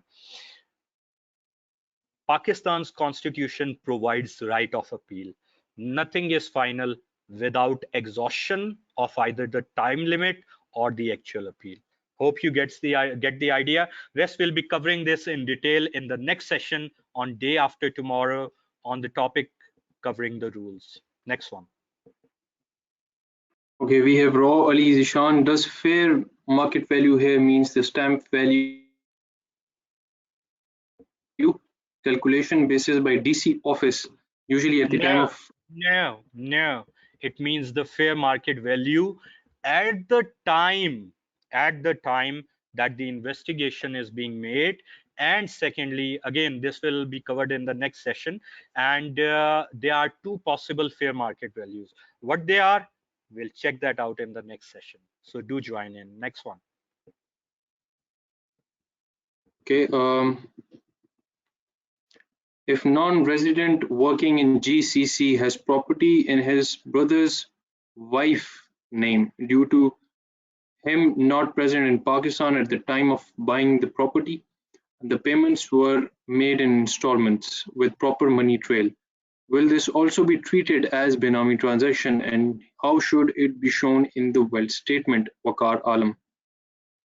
Under the current law, possibly, especially if it can be proven that the brother holds the beneficial right, which seems to be the case. This is a Benami transaction. How it should be shown in the wealth statement? The first thing, transfer the property to the brother. Do it a gift transaction. Okay, and for further advice, it would depend on a few specifics. It won't either be appropriate or in line with the policy to discuss them here, even for the confidentiality matters. So best thing is send me a message on LinkedIn and I will guide you, inshallah. Next one. Inayat Qayyum, is purchasing a property in the name of a minor kid will considered as a Benami property? Why don't you simply give the minor kid some amount, okay, and or gift him the property instead of purchasing the property in his name and making the payment yourself, instead of making things complicated for you. Simple solution. Next one. Rao Ali Zishan, for Section 58, does that include independent directors too? Normally, independent directors are not the one in charge. It's normally either the principal officer or the CEO. Next one. I think Rao's next question about non-Pakistani director is also answered in this one. So you can move on to Zuhair's question.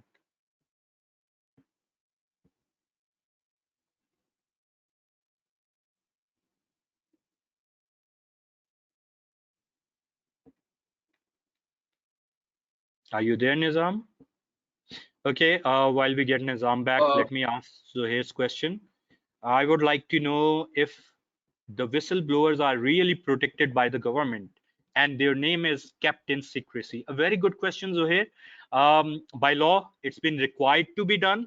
Okay, and I've shared with you that this is so far a newer.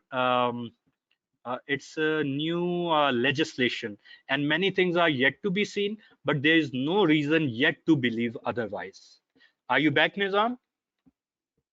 Yes, sir, I'm back. Please carry on. Muhammad Ali, as per Companies Act 2017, Section 220, subsection 5, records should be kept for 10 years in good order. How it is managed by this legislation for proving money trial, especially in case of Benami transaction? It's a good question, but it would all depend on the outcome of the reference that's been filed in front of Lahore High Court by Zahir Ahmed Mir Saab, advocate, which I've referred to during the session. If the High Court does decide, then these things would come into foray. Otherwise, if the High Court declares that the continuing effect is not a relevant provision and the purview should only be from 2017 onward, then obviously you would only need to maintain the trail henceforth. So this is a thing that is dependent on the outcome of the legislation. Hope that answers the question. Okay. Nabil is saying, thank you, Umar Bhai, for your time and effort. You are welcome, Nabil. Muhammad Sharif would be answered by Nizam. In fact, why don't you tell on air again, Nizam? Just take a minute and tell them about the certificate, the video links, everything. Just quickly, so everyone is aware. Okay, so certificates, past webinar links, resources, and everything are sent out on a quarterly basis. So your patience in this regard will always be much appreciated. Thank you, Nizam. Shahbaz Makhdoom Saab is saying thank you very much. Can't wait for the next session. It's our pleasure. We are glad these are adding values, and you guys are always welcome. Ali Heather, amazing presentation. See you tomorrow.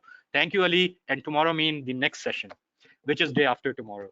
Saqib Ali Rashidi, very nice session, excellent presentation given by you. Many thanks, and you have a really very high stamina with soft personality.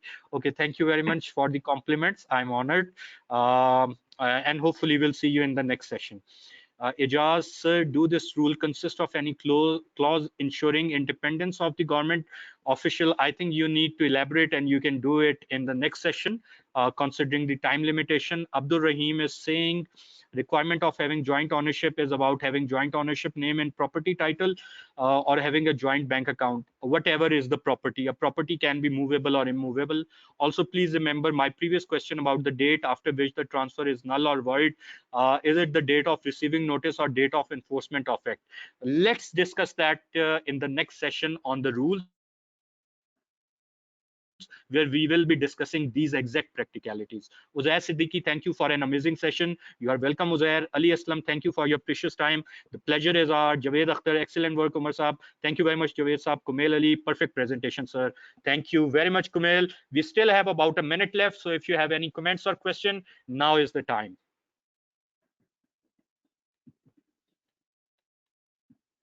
Otherwise, I'll just use this time to thank ACCA and to again remind you of that your opinion, remind you all that your opinion is very, very important. Do let us know which topics interest you. Let your feedback come so we can include that in the CPD program. Shazad Hussain, precious conversation, sir. Saqib, thanks, Umar sir, for a wonderful presentation. You're welcome, guys. Mohammed Sharif, how much CPD points for 2 hour session? Normally, it's 1 point for 1 hour session, so 2 units. Rao Ali Zishan, very well done, Omar Saab. Thank you, Rao Saab. Okay, guys, we have reached the end of the session today. You all have a fantastic evening. We hope this added value. The recording of this would be available, inshallah, soon on the YouTube link. I've been sharing that on my LinkedIn profile. So we'll be putting the recordings on them too. You'll receive the certificate and formal links on the quarterly basis. Stay connected, and hopefully we'll see you in the next session. More feedbacks are coming. We can't possibly read them all, but thank you very much. All your feedback is very important. Have a good day. Take care. Allah Hafiz.